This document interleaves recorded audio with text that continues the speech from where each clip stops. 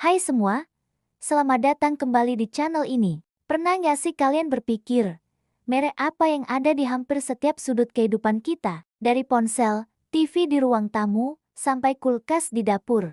Yep, hari ini kita akan bongkar tuntas raksasa teknologi asal Korea Selatan, Samsung. Kenapa Samsung? Karena kisah mereka adalah pelajaran berharga tentang bagaimana membangun sebuah merek global yang super kuat.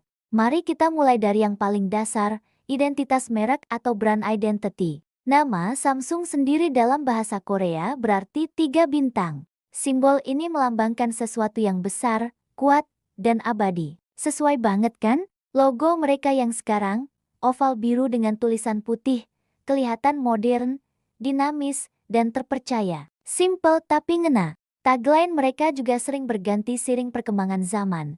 Tapi yang paling kita ingat mungkin do what you can.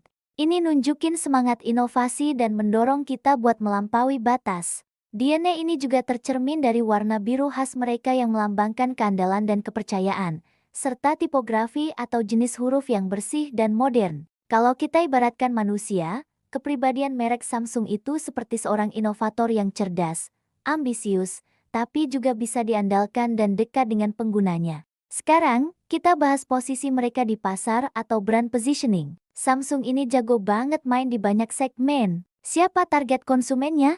Hampir semua orang. Dari anak muda yang butuh ponsel canggih buat konten, profesional yang butuh perangkat kerja produktif, sampai keluarga yang cari perabotan rumah tangga pintar. Mereka punya produk untuk semua kalangan, dari yang harganya terjangkau sampai yang super premium. Nilai lebih yang mereka tonjolkan dibandingkan pesaing adalah inovasi teknologi yang merata di semua lini produknya dan ekosistem perangkat yang saling terhubung. Kamu bisa hubungkan ponsel, jam tangan, TV, bahkan mesin cuci Samsung dalam satu aplikasi bernama SmartThings. Ini yang bikin hidup jadi lebih mudah dan praktis. Mereka memposisikan diri bukan cuma sebagai penjual elektronik, tapi sebagai penyedia solusi gaya hidup terintegrasi. Nah, setiap merek besar pasti punya cerita yang menarik, begitu juga dengan Samsung. Brand story mereka dimulai jauh sebelum ada smartphone. Percaya nggak? Samsung didirikan tahun 1938 oleh Lee Byung-chul sebagai perusahaan perdagangan kecil yang menjual mie dan hasil bumi lainnya. Dari situ, mereka terus berkembang dan berekspansi ke berbagai industri, mulai dari tekstil, asuransi, sampai akhirnya masuk ke industri elektronik pada akhir tahun ke-1960. Lompatan besar terjadi saat mereka memutuskan untuk fokus pada teknologi dan inovasi. Pesan utama yang ingin mereka sampaikan lewat cerita ini adalah tentang transformasi dan ketekunan. Dari sebuah toko kecil menjadi raksasa teknologi dunia, Samsung membuktikan bahwa dengan visi yang kuat dan kemauan untuk terus beradaptasi, segalanya mungkin tercapai.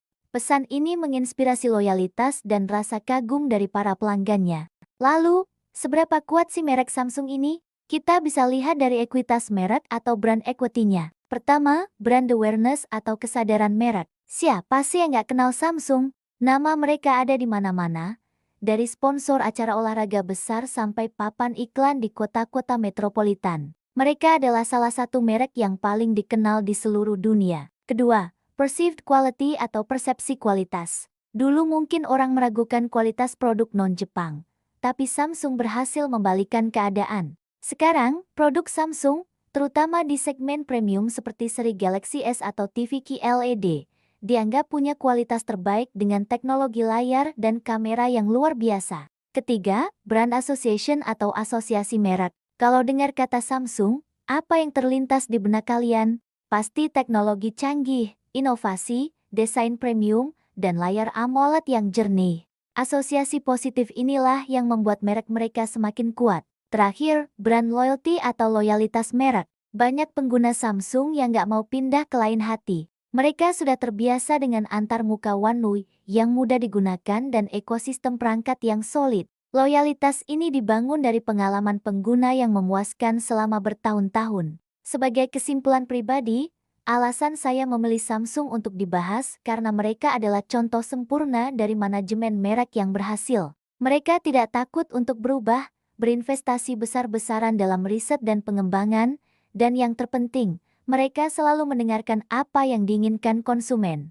Pelajaran manajemen merek yang bisa kita petik dari Samsung ada beberapa. Pertama, jangan pernah berhenti berinovasi. Dunia terus berubah, dan merek yang tidak beradaptasi akan tertinggal. Kedua, bangun identitas yang kuat dan konsisten di semua lini komunikasi. Dari logo sampai iklan, semuanya harus mencerminkan nilai inti perusahaan. Ketiga, fahami konsumenmu dan berikan apa yang mereka butuhkan, bahkan sebelum mereka menyadarinya. Dan yang terakhir, jangan takut untuk bercerita. Kisah di balik sebuah merek bisa menciptakan ikatan emosional yang jauh lebih kuat daripada sekadar fitur produk.